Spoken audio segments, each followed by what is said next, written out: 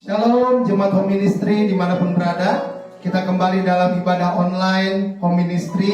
Kita akan sama-sama menyiapkan hati, pikiran kita untuk memuji dan menyembah Tuhan, serta kita akan diubahkan oleh kebenaran firman Tuhan. Amin. Mari kita sama-sama bangkit berdiri. Kita mau memuji, membesarkan, memuliakan namanya. Kemuliaan bagi Tuhan di tempat yang maha tinggi.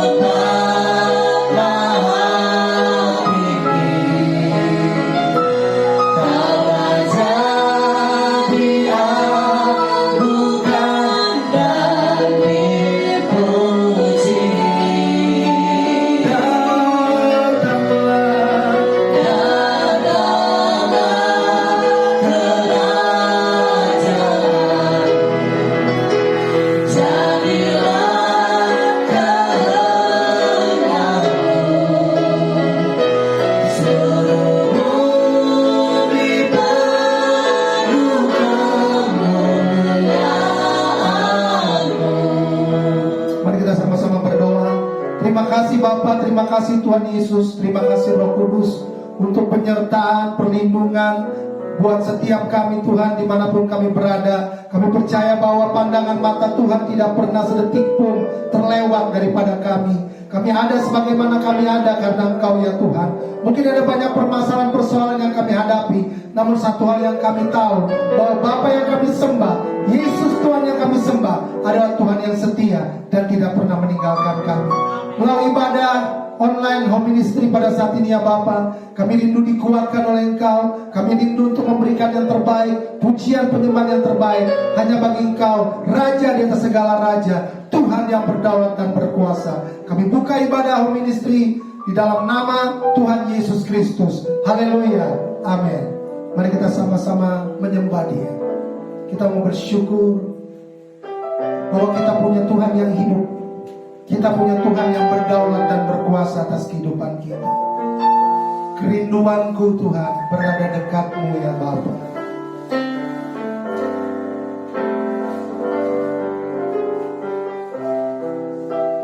Kerinduanku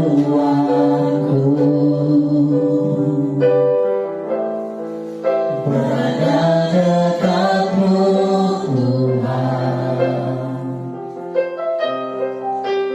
Kerinduanku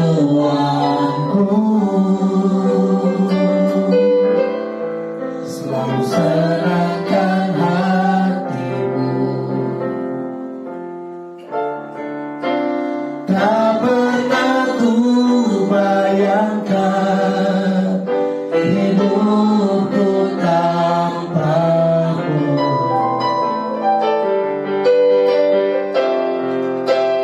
Yang menjadi hasratku menyanyikan pujian bagimu. Aku menyembahmu Yesusku yang ada di tatamu-Nya. Aku memujimu dengan sebatiku. Ku menyembahmu selalu, tak ingin ku pergi menjauh.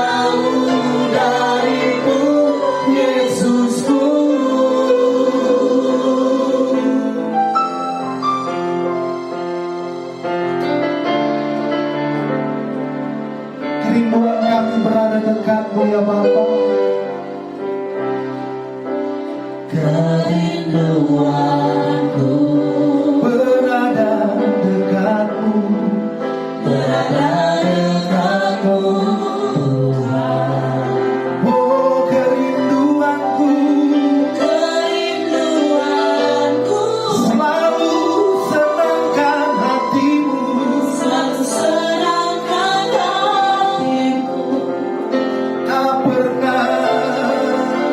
tak pernah ku bayangkan Hidupku tanpamu, yang menjadi hasratku, yang menjadi hasratku. menyanyikan pujian bagimu. Aku menyembahmu Yesusku, Yesusku, yang ada di tatamu ya. Aku memujimu dengan sepatiku, ku menyembahmu selalu, tak ingin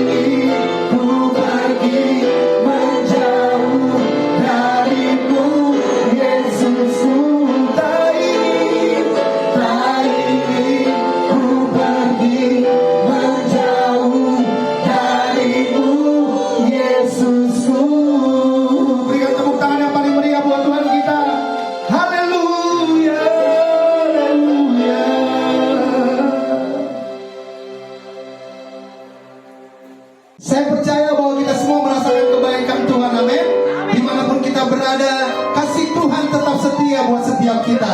Kasih Tuhan tetap dicurahkan buat setiap kita. Sebab itu mari kita sama-sama menyanyikan kebaikan Tuhan yang dirasakan dalam kehidupan kita. Haleluya.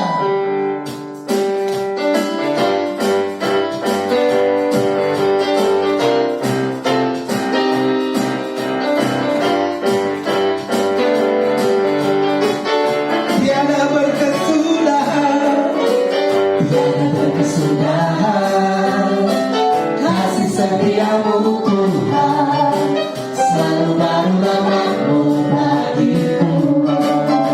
Oh, oh, hari berganti hari, tetap ku lihat kasih-Mu, tak pernah berakhir di hidupku. Sama-sama semua. Tuhan Yesus baik, amin. Sungguh amat baik, untuk selama-lamanya. Tuhan Yesus baik, Tuhan Yesus baik, Tuhan Yesus baik, sungguh amat baik, untuk selama-lamanya. Tuhan Yesus baik. Haleluya. Tiada berkesudahan, tiada berkesudahan, kasih setiamu Tuhan, selalu baru rahmat-Mu bagiku. Hari berganti hari, tetap ku lihat kasih-Mu, tak pernah berakhir di hidupku. Tuhan Yesus baik, haleluya, sungguh amat baik, untuk selama-lamanya. Tuhan Yesus baik, Tuhan Yesus baik, Tuhan Yesus baik, sungguh amat baik, untuk selama-lamanya. Tuhan Yesus baik. Sekali lagi, nyanyikan kebaikan Tuhan dalam kehidupan kita. Haleluya. Tiada berkesudahan, kasih setiamu Tuhan, selalu baru rahmat-Mu bagiku. Hari berganti hari, tetap ku lihat kasih-Mu, tak pernah berakhir di hidupku. Tuhan Yesus baik, sungguh amat baik, untuk selama-lamanya. Tuhan Yesus baik, Tuhan Yesus baik, Tuhan Yesus baik, sungguh amat baik, selamanya, untuk selama-lamanya. Tuhan Yesus baik. Katakan terus, Tuhan Yesus baik semua. Tuhan Yesus baik. Come on. Sungguh amat baik, selamanya, untuk selama-lamanya. Tuhan Yesus baik. Terus katakan, Tuhan Yesus baik. Dia sungguh baik, sungguh amat baik, untuk selamanya, untuk selama-lamanya. Tuhan Yesus baik. Dari selamanya, dari selama-lamanya, sampai selamanya, untuk selamanya. Tuhan Yesus baik. Lebih dari pemenang dalam segala perkara. Yesus memberikan kita lebih dari pemenang. Lebih dari pemenang dalam segala perkara. Iblis dikalahkan, iblis dikalahkan oleh kuasa darahnya. Katakan, jika Tuhan di pihak kita, siapa dapat melawan? Kita lebih dari pemenang, lebih dari pemenang, lebih dari pemenang dalam segala perkara. Iblis dikalahkan, oleh kuasa darahnya. Katakan, jika Tuhan di pihak kita, siapa dapat melawan? Kita lebih dari pemenang. Sorakan haleluya, haleluya.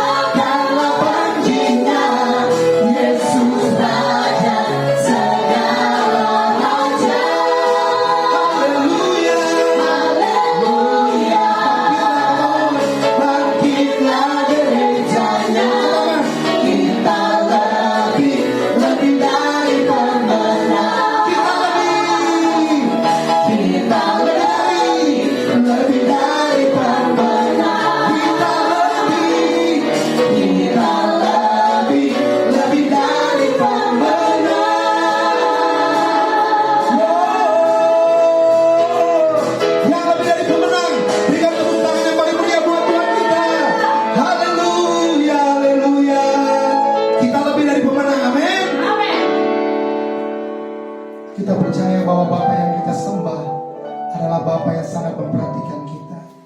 Bapa yang mengenal pribadi kita sebelum kita ada di dunia ini.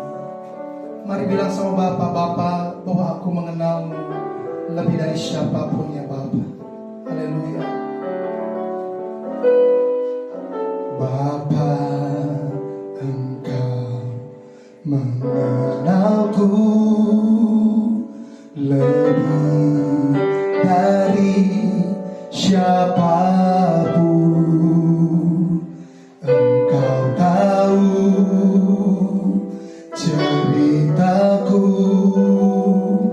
dan isi hatiku. Oh. Kau peduli masalahku,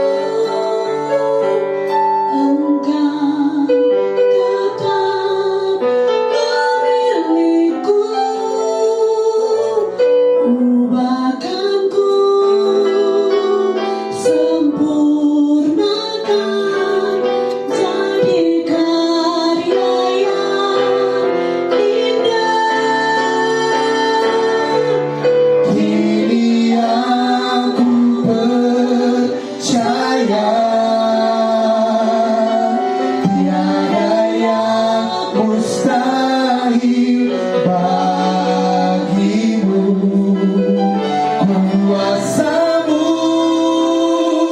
kuatkanku, dasarku berharap. Kini aku berserah pada rancanganmu bagiku. Ku ikuti panggilanmu, ku kan setia sampai akhir hidupku.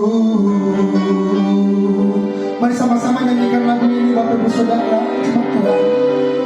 Bapa, Engkau mengenalku lebih dari siapapun. Engkau tahu ceritaku dan isi hatiku. tak peduli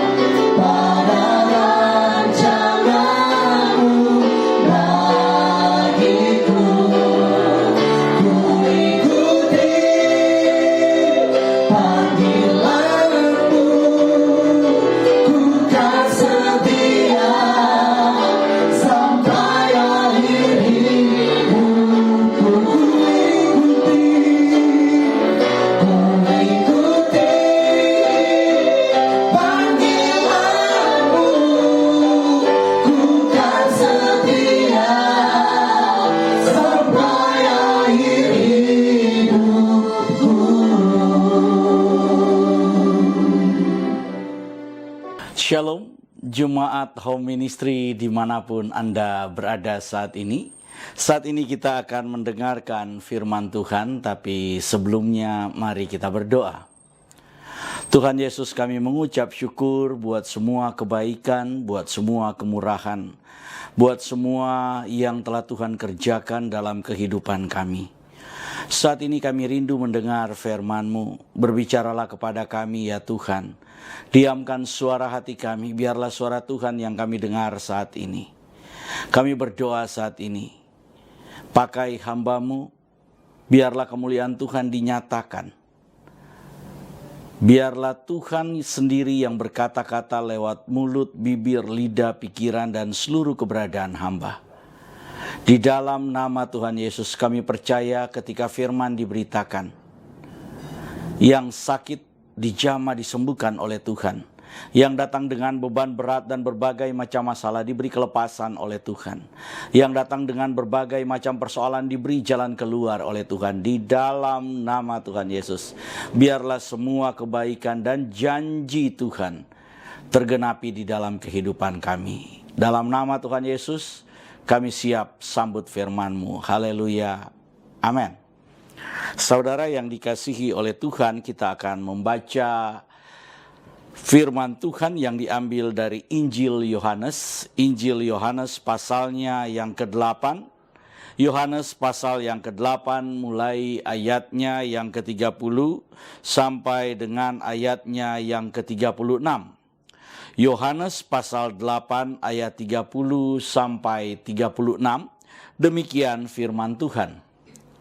Setelah Yesus mengatakan semuanya itu, banyak orang percaya kepadanya. Maka katanya kepada orang-orang Yahudi yang percaya kepadanya, "Jikalau kamu tetap dalam firman-Ku, kamu benar-benar adalah murid-Ku. Dan kamu akan mengetahui kebenaran, dan kebenaran itu akan memerdekakan kamu." Jawab mereka, "Kami adalah keturunan Abraham, dan tidak pernah menjadi hamba siapapun. Bagaimana engkau dapat berkata kamu akan merdeka?" Kata Yesus kepada mereka, "Aku berkata kepadamu, sesungguhnya setiap orang yang berbuat dosa adalah hamba dosa. Dan hamba tidak tetap tinggal dalam rumah, tetapi anak tetap tinggal dalam rumah. Jadi apabila anak memerdekakan kamu, kamu pun benar-benar merdeka." Saudara yang dikasihi oleh Tuhan Yesus Kristus, apa yang kita baca tadi adalah hal yang dikatakan oleh Tuhan Yesus kepada petobat-petobat baru atau kepada orang-orang percaya yang baru saja percaya kepada Tuhan Yesus. Pada saat itu Tuhan Yesus berkhotbah dan kemudian begitu banyak orang yang menjadi percaya. Termasuk di antara orang-orang percaya itu ada tokoh-tokoh Yahudi. Ada orang-orang Yahudi yang bisa dikatakan orang-orang Yahudi ini adalah orang-orang yang sebelumnya begitu fanatik dengan agama, dengan kepercayaan mereka, dengan keyakinan mereka. Tapi setelah mereka mendengar apa yang dikatakan oleh Tuhan Yesus dalam pasal-pasal sebelumnya, mereka pun menjadi percaya. Tapi ketika mereka menjadi percaya, Tuhan kemudian memberikan pengajaran lanjutan. Tuhan kemudian memberikan penegasan kepada mereka. Perhatikan pada ayat yang ke-31. Maka katanya kepada orang-orang Yahudi yang percaya kepadanya, "Jikalau kamu tetap dalam firman-Ku, kamu benar-benar adalah murid-Ku." Tuhan mengatakan bahwa kalau kamu tetap dalam firman-Ku, saudara, tetap dalam firman ini adalah ciri khas dari Injil Yohanes. Tinggal di dalam Tuhan, Tuhan ada di dalam kita.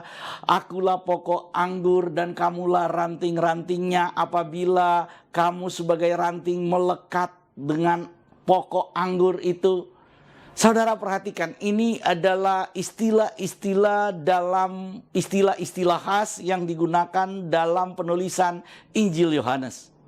Karena itu kita harus memahaminya secara benar, saudara. Kita harus memahaminya sesuai dengan konteks yang dibicarakan oleh Yohanes dalam keseluruhan kitab Yohanes. Saudara, saya ingin melanjutkan pengajaran kita pada dua minggu berturut-turut yang sudah kita dengar firman Tuhan tentang keberadaan Yesus. Menurut kamu siapakah aku ini, kata Tuhan Yesus.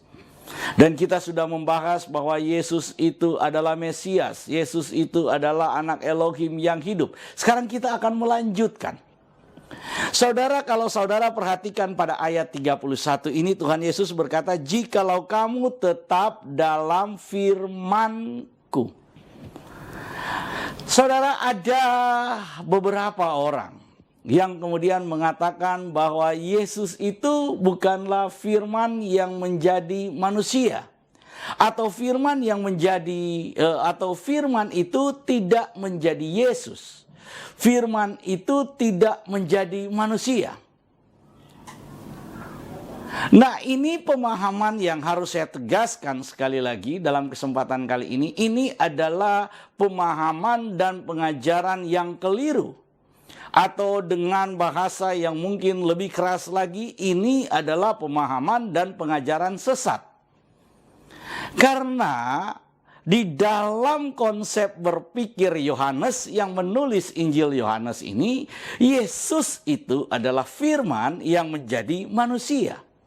Yohanes 1 ayat 14 itu sudah sangat tegas bahwa firman itu telah menjadi manusia dan tinggal di antara kita, dan kita telah melihat kemuliaannya.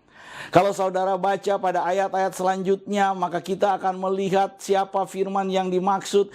Firman yang menjadi manusia itu siapa sebenarnya pribadi itu. Kalau saudara baca selanjutnya, ayat-ayat selanjutnya, ayat 15 sampai ayat 17, bahkan saya sampai ayat 18, maka Yohanes kemudian memberitahukan bahwa firman yang menjadi manusia itu ketika menjadi manusia dikenal dengan nama Yesus. Jadi di sini sudah jelas, saudara. Kalau ada kemudian orang yang mengatakan bahwa firman atau logos itu tidak menjadi Yesus, atau Yesus itu bukanlah logos yang menjadi manusia, sekali lagi saudara, jangan ikuti ajaran itu. Karena ajaran itu bertentangan dengan firman Tuhan. Ajaran itu adalah ajaran yang keliru. Pemahaman itu adalah pemahaman yang keliru. Pemahaman itu bisa dikatakan pemahaman dan pengajaran sesat. Oleh karena itu, dalam pasal yang ke-8, kembali kita menemukan Yesus katakan, "Jikalau kamu tetap dalam firman-Ku." Bagaimana mungkin Yesus itu bisa berkata, "Kalau kamu tetap dalam firman-Ku," kalau dia bukan firman. Kalau dia bukan pemilik firman itu, bukan cuma memiliki firman, tapi dia adalah firman. Karena itu dia berkata, dalam firman-Ku. Dalam firman-Ku ini ingin menegaskan bahwa kepemilikan itu adalah kepemilikan Kristus secara utuh. Bukan sedang berproses menjadi sempurna, tapi itu memang sudah sempurna di dalam Dia. Jadi hati-hati saudara.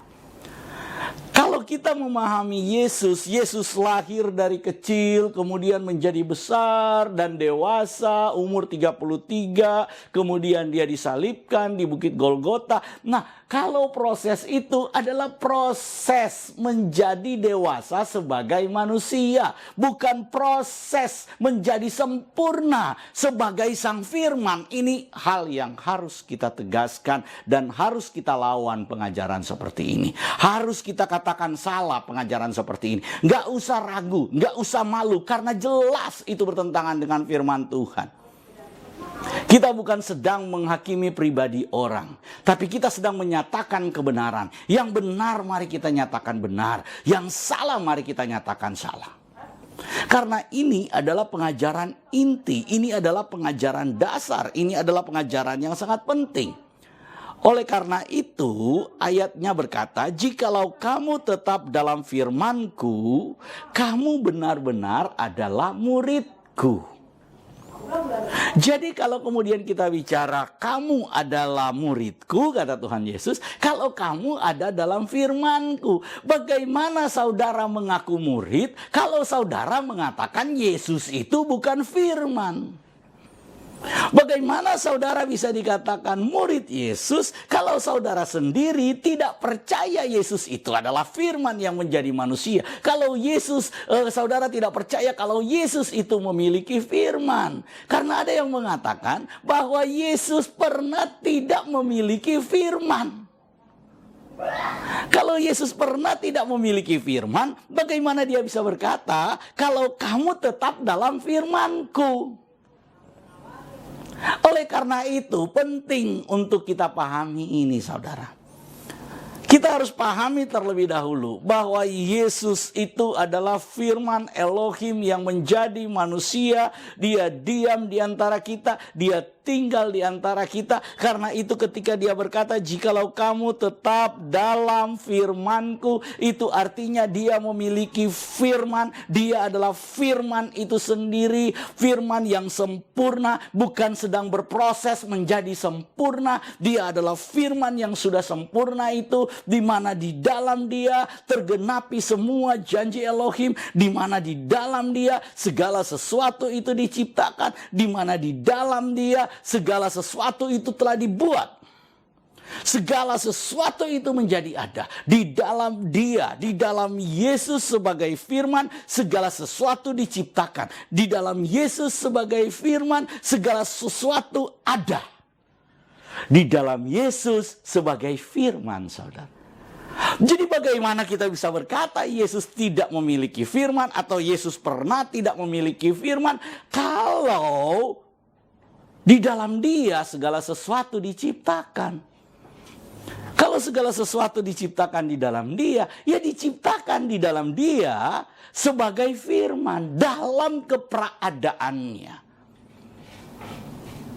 Oleh sebab itu, ini penting sekali karena segala sesuatu yang dikerjakan oleh Yesus sebagai manusia atau yang dikerjakan oleh Yesus dalam keberadaannya sebagai manusia itu tidak dapat dilepaskan dalam keberadaannya sebagai Sang Firman.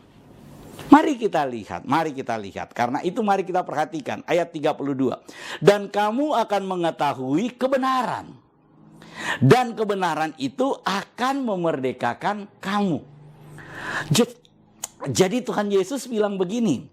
Kalau kamu itu tetap dalam firman-Ku, kamu akan mengetahui kebenaran. Saudara jangan dulu bicara kebenaran kalau saudara tidak percaya Yesus itu adalah firman.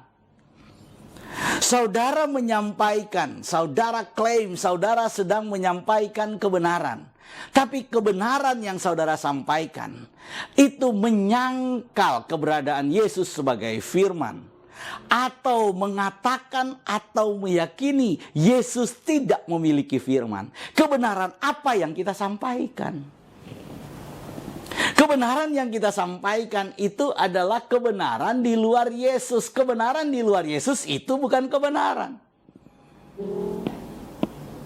Oleh karena itu firman berkata, kalau kamu ada dalam firman-Ku, tetap dalam firman-Ku, kamu akan mengetahui kebenaran. Kebenaran di dalam firman.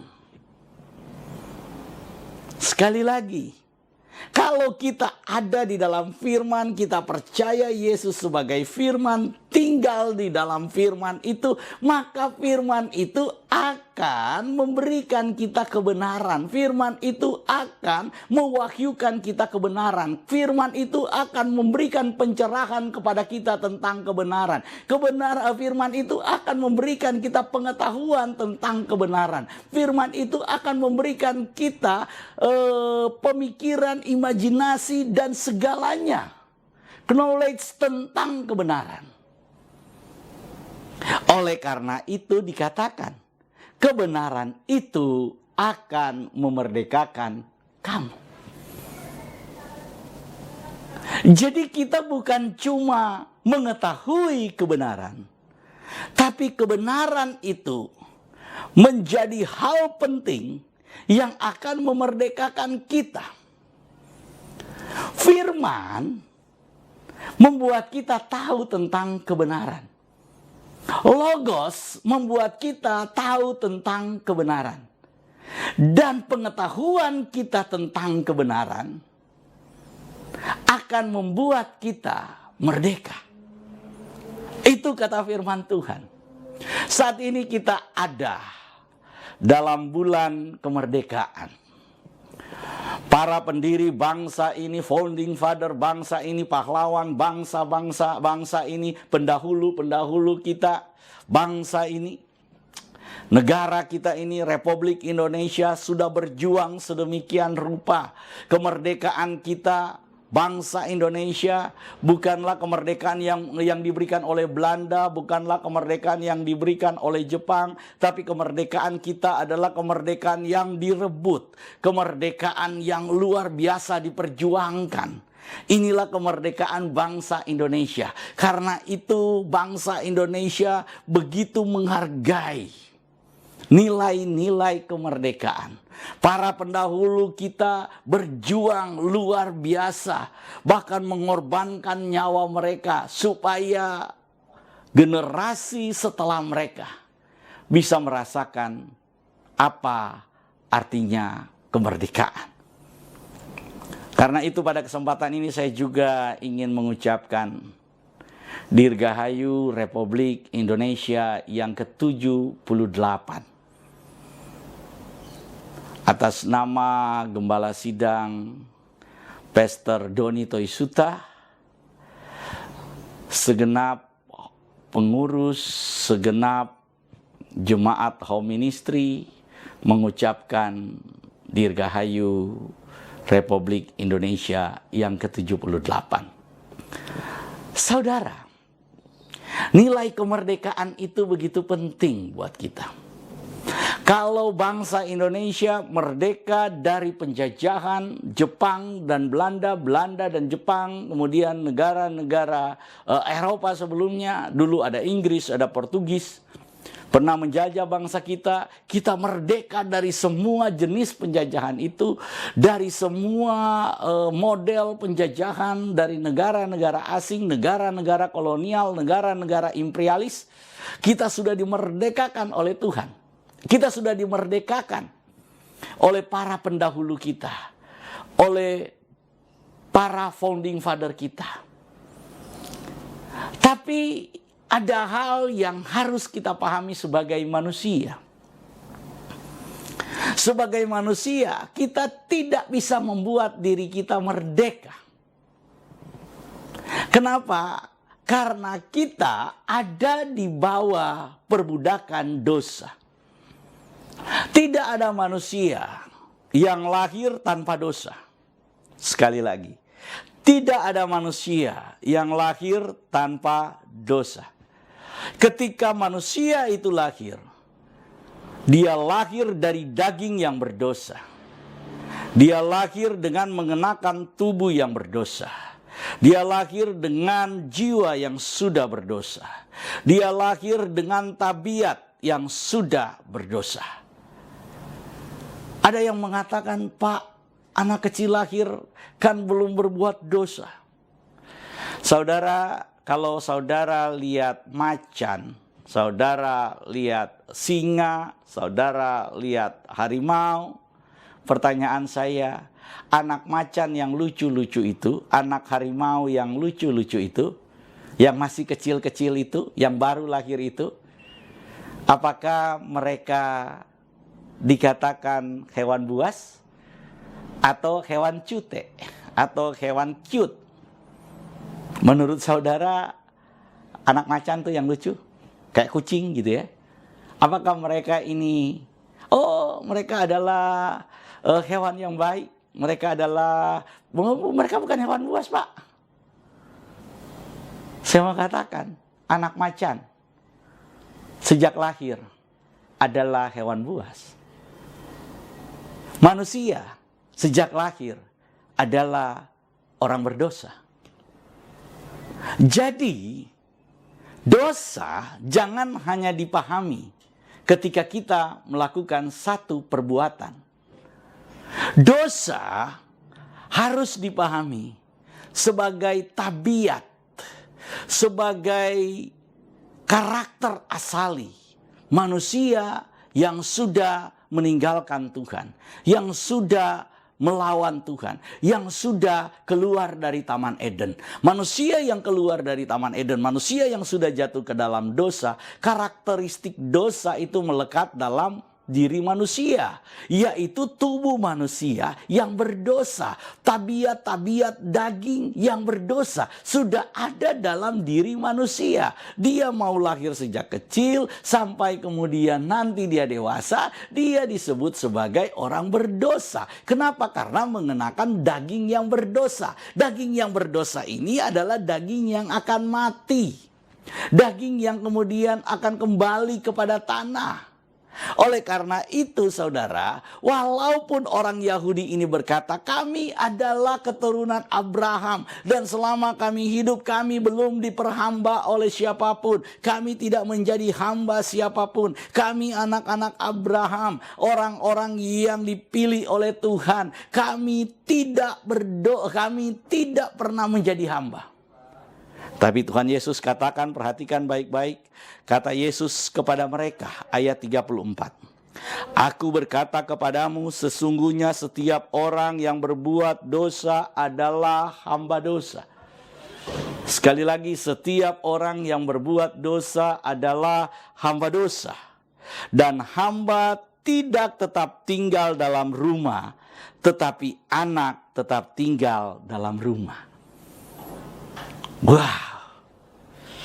Tuhan Yesus ingin memberitahukan bahwa kamu sebagai hamba dosa, kamu nggak punya hak untuk ada di dalam rumah, untuk ada di dalam sorga. Karena darah dan daging tidak akan pernah mewarisi kerajaan sorga. Sebagai orang berdosa yang mengenakan daging ini, saudara nggak punya hak untuk masuk dalam kerajaan sorga. Karena itu firman Tuhan memberitahukan, Yesus memberitahukan sendiri bahwa kalau kamu itu mau ada di dalam rumah, kamu mau ada dalam rumah Bapa, kamu mau tinggal dalam rumah Bapa, maka kamu itu harus menjadi anak. Kamu harus menjadi anak, saudara. Hanya anak yang berhak mendapatkan warisan dalam rumah bapaknya. Hanya anak yang punya hak untuk tinggal dalam rumah bapaknya. Oleh karena itu saudara, saya sudah menjelaskan terlebih dahulu apa yang dimaksud Yesus sebagai anak Elohim. Yesus sebagai anak Elohim, saya jelaskan sedikit lagi saudara. Bahwa Yesus anak Elohim itu terkait dengan keberadaan dia sebagai firman.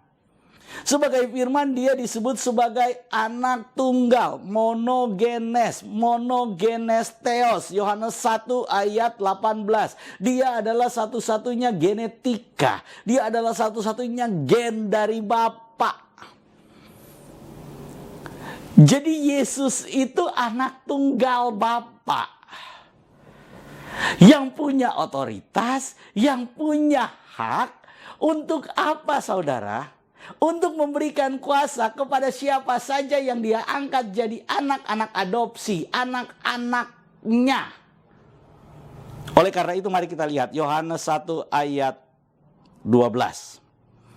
Masih di Injil Yohanes, pasal pertama ayat 12. Saudara perhatikan baik-baik. Yohanes 1 ayat 12 saya akan baca buat kita semua. Tetapi semua orang yang menerimanya diberinya kuasa supaya menjadi anak-anak Elohim, yaitu mereka yang percaya dalam namanya. Perhatikan baik-baik saudara. Semua orang yang menerimanya, tadi kan kita sudah bicara orang-orang Yahudi ini berkata mereka anak Abraham. Tetapi sebagai murid Yesus, mereka juga menerima Yesus. Ayat firman Tuhan ini memberitahukan siapa yang menerima Yesus itu diberi kuasa untuk menjadi anak-anak Elohim. Yaitu mereka yang percaya dalam namanya. Jadi ketika saudara percaya Yesus adalah juru selamat, percaya bahwa nama di atas segala nama itu adalah nama Yesus, nama yang menyelamatkan saudara, maka firman Tuhan ini berkata, saudara diberi kuasa. Jadi perhatikan, kita disebut anak karena kita diberi kuasa oleh anak Elohim itu. Kita disebut anak karena anak tunggal Elohim itu memberi kuasa kepada kita supaya kita juga disebut sebagai anak. Anak siapa? Anak-anak Elohim. Jadi bedakan saudara status kita sebagai anak dengan status Yesus sebagai anak. Status Yesus sebagai anak bukan diberi kuasa. Status Yesus sebagai anak karena dia adalah firman monogenes theos itu. Sebagai anak, sebagai monogenes theos itu, dia punya hak, dia punya otoritas, dia punya kuasa untuk mengangkat siapa yang berhak untuk ada di rumah bapaknya karena dia anak. Dan firman Tuhan katakan bahwa semua yang menerimanya diberi kuasa olehnya. Semua yang percaya kepadanya diberi kuasa untuk menjadi anak. Bagaimana saudara mengklaim diri saudara bahwa saudara adalah anak-anak Elohim, padahal saudara menolak status anak tunggal Elohim itu sebagai pemilik sorga itu, sebagai pemilik rumah itu, sebagai ahli waris tunggal itu, yang punya kuasa. Saudara tolak dia dan saudara mengaku bahwa saudara diberi kuasa menjadi anak. Ini ngawur logikanya. Kita terikat sebagai anak-anak Elohim karena anak tunggal Elohim itu memberi kuasa kepada kita. Kalau kita katakan dia bukan anak tunggal, saudara mau kudeta sorga. Saudara mau kudeta. Saudara mau jadi setan, mau jadi iblis yang punya keinginan untuk mengkudeta sorga. Ini pemahaman yang bahaya. Kenapa? Karena status kita sebagai anak itu bisa kita miliki karena diberi oleh anak tunggal Elohim itu. Saya harap sampai di sini saudara paham. Untuk membedakan anak tunggal Elohim monogenes theos yang diberikan kepada Yesus, yang menjadi sebutan kepada Yesus, dengan anak-anak Elohim yang menjadi status kita. Status Yesus sebagai anak tunggal Elohim itu adalah keberadaan dia sebagai sang firman. Jangan disangkal itu.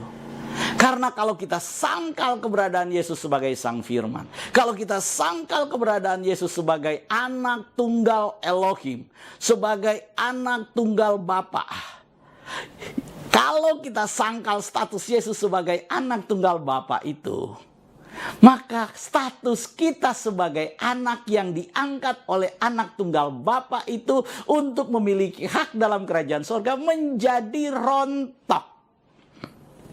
Nggak punya legal standingnya. Legal standing kita sebagai anak itu apa? Yaitu kuasa yang diberikan oleh anak tunggal Bapa itu. Kuasa yang diberikan oleh anak Elohim itu. Sebagai sang firman, dia adalah anak tunggal Elohim memberi kuasa. Itulah legal standing kita di hadapan Bapa, di hadapan sorga. Karena itu kita diakui.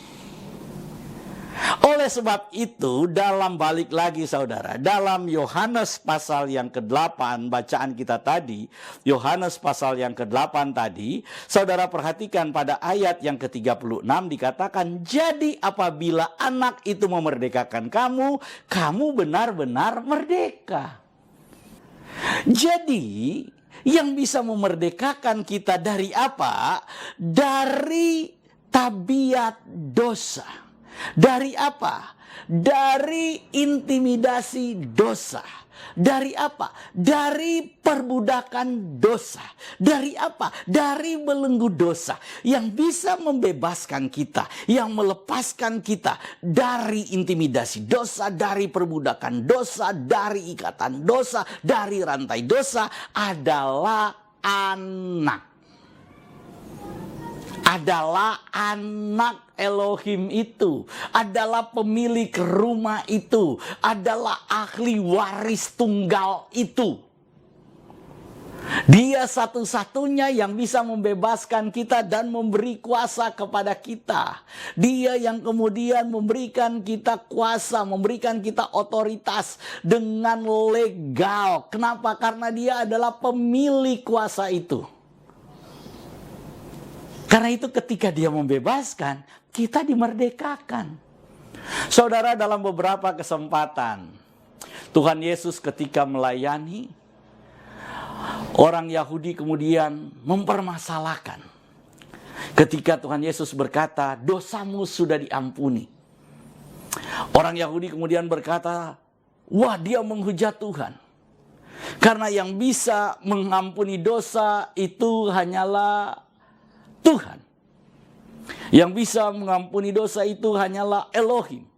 Yang bisa mengampuni dosa itu hanyalah Bapa Yahweh. Oleh karena itu, apa yang dilakukan oleh Yesus itu ketika dia berkata dosamu sudah diampuni, dia kemudian mengambil kuasa dari Bapa Yahweh. Dan itu buat orang Yahudi adalah penghujatan. Tapi Yesus kemudian berkata, mana lebih mudah? Berkata dosamu sudah diampuni, atau bangkitlah dan berjalanlah. Wah, orang Yahudi kaget karena dua hal ini hanya bisa dilakukan oleh Tuhan, hanya bisa dilakukan oleh Elohim, hanya bisa dilakukan oleh Bapa Yahweh. Itulah pemahaman orang Yahudi. Jadi ketika Yesus berkata dosamu sudah diampuni, karena dia punya otoritas sebagai anak Elohim, bukan sebagai manusia yang bisa mengampuni dosa. Mana ada manusia yang bisa berkata kepada manusia yang berdosa, dosamu sudah diampuni, padahal dia juga manusia yang berdosa.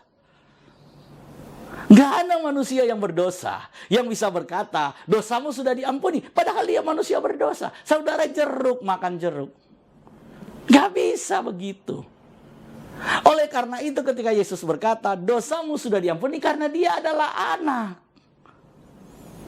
Karena dia adalah anak, karena dia punya otoritas itu, karena dia adalah pemilik kuasa itu. Karena itu dia berkata dosamu sudah diampuni. Orang Yahudi melihat itu, memandang bahwa itu adalah hak dari Yahweh, itu adalah hak dari Elohim, itu adalah haknya Tuhan, bukan hak Yesus. Tapi Yesus kemudian berkata, mana lebih mudah? Berkata dosamu sudah diampuni, atau bangkitlah dan berjalanlah. Dan dua hal itu adalah dua hal yang hanya bisa dilakukan oleh Elohim. Ketika Yesus berkata bangkitlah dan berjalan, orang itu langsung bangkit dan berjalan. Gak ada ritual-ritual lain, gak ada hal-hal lain. Cuma berkata segampang itu, cuma berkata semudah itu, dengan penuh kuasa. Sehingga orang Yahudi harus menyimpulkan, memang dia ini adalah orang, katanya. Mereka nggak berani mengakui orang yang penuh kuasa, yang diutus oleh Elohim. Oleh karena itu Tuhan Yesus bertanya, menurut kamu siapa aku? Menurut kamu siapa aku? Jadi kalau hari ini ada yang mengatakan bahwa Yesus itu adalah pribadi yang diberi kuasa, basi. Kalau ada yang berkata Yesus itu adalah orang yang diberi kuasa, itu sudah basi. Zaman orang-orang Yahudi dulu waktu Yesus masih hidup, hal itu sudah biasa dikatakan. Tapi Yesus sendiri mengatakan bahwa dia adalah Mesias, anak Elohim yang hidup. Saudara mau bantah itu? Yesus sendiri yang menegaskan kepada Petrus, Bapakku yang mengatakan itu, bukan kamu Petrus, tapi Bapakku. Kalau itu dinyatakan oleh Bapa di sorga, Siapa lagi yang mau bantah? Apa kita berani bantah itu? Apa kita mau berani bantah pernyataan Yesus? Bahwa dia adalah Mesias, bahwa dia adalah anak Elohim yang hidup, bahwa yang menyatakan itu adalah Bapaknya yang di sorga. Apa saudara berani bantah perkataan itu? Oleh karena itu saudara, hari ini, biarlah kita dimerdekakan oleh firman Tuhan. Kita bukan lagi hamba.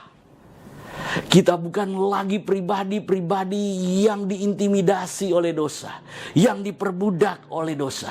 Tetapi kita adalah anak-anak yang diberi kuasa untuk menjadi ahli waris, memiliki hak untuk ada di rumah Bapa, untuk tinggal di rumah Bapa, untuk menerima segala janji kepenuhan Elohim dalam hidup kita. Selamat hari Minggu. Tuhan Yesus Juru Selamat kita memberkati hidup kita.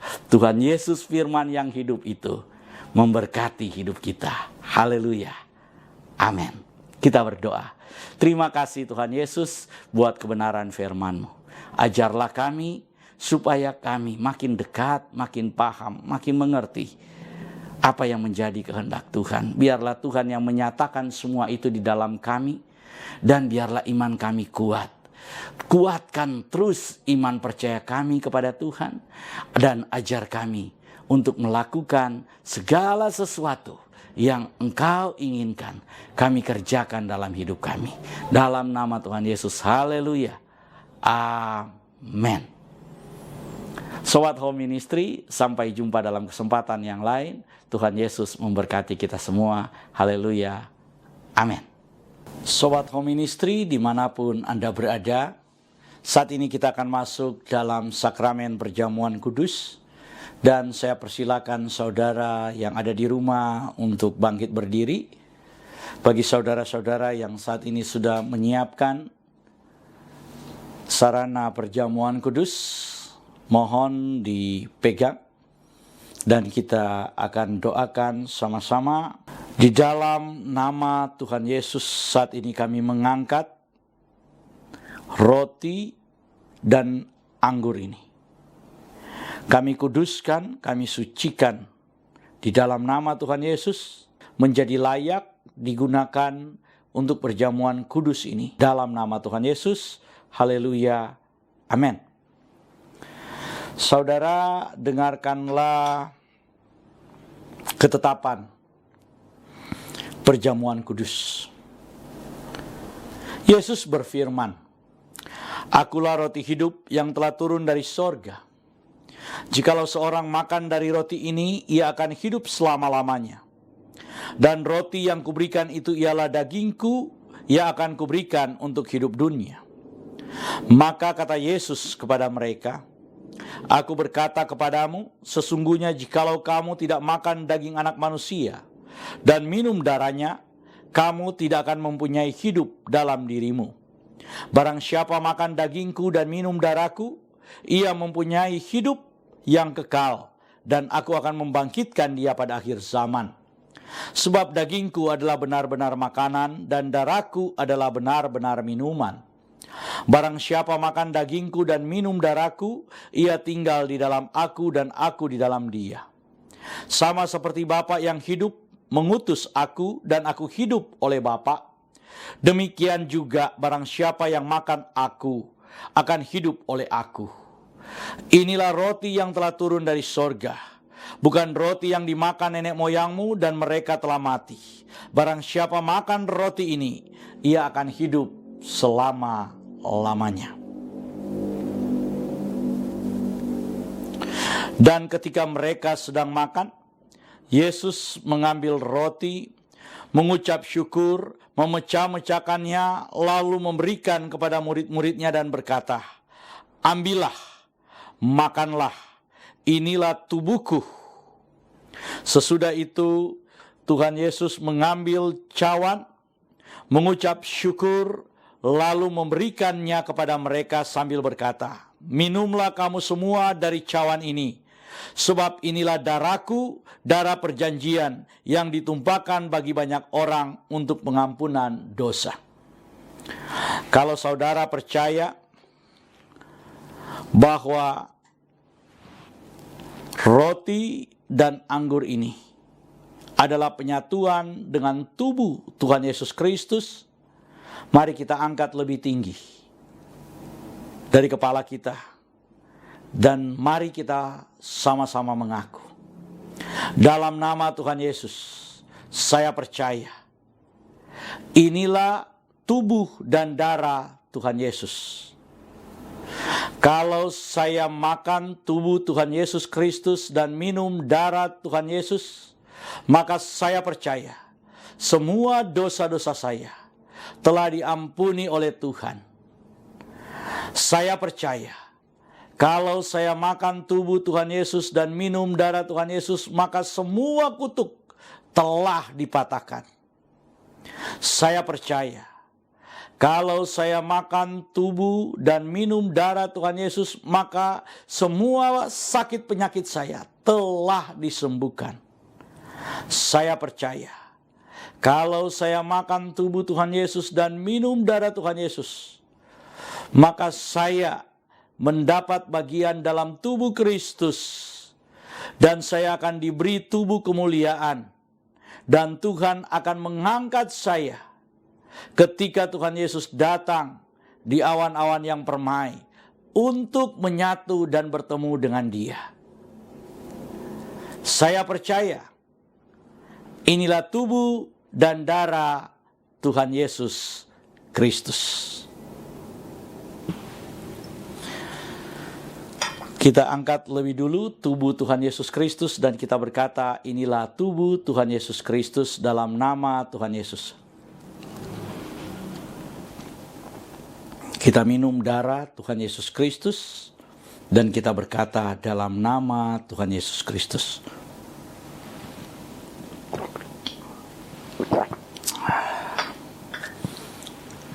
Mari kita mengucap syukur bersama-sama.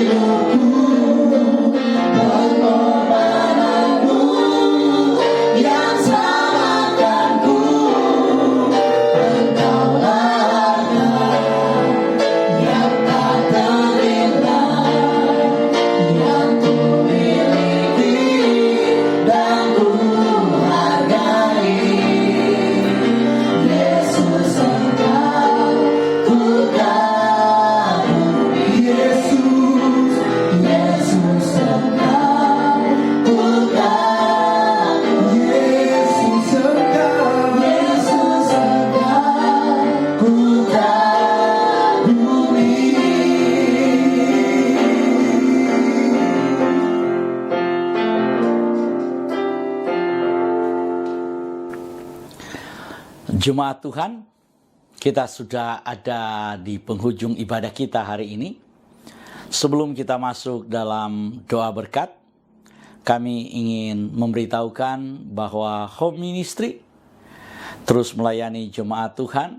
Dan saat ini kami sudah mengadakan ibadah minggu yang diadakan setiap minggu pertama, minggu ketiga, dan minggu kelima. Dan Sobat Home Ministry, atas nama Gembala Sidang Home Ministry, yaitu Pastor Doni Toisuta, kami mengucapkan terima kasih atas semua partisipasi saudara-saudara, atas semua kehadiran saudara dalam mengikuti ibadah pada hari ini. Kita akan mengakhiri ibadah kita. Mari angkat kedua belah tanganmu. Arahkan hati dan pikiranmu dan aminkan semua berkat yang diucapkan buatmu. Di dalam nama Tuhan Yesus, diberkatilah hidupmu, diberkatilah keluarga, suami, istri, anak-anak, dan cucu-cucumu. Diberkatilah rumah tempat tinggalmu. Diberkatilah sumber-sumber mata pencarian, pekerjaan, dan karirmu. Diberkatilah tubuh jasmani dan kesehatanmu. Dan diberkatilah pertumbuhan rohanimu.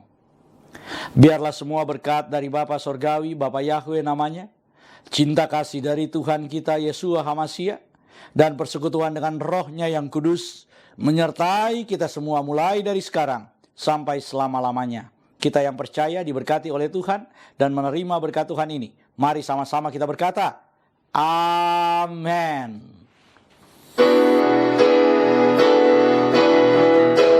Bye.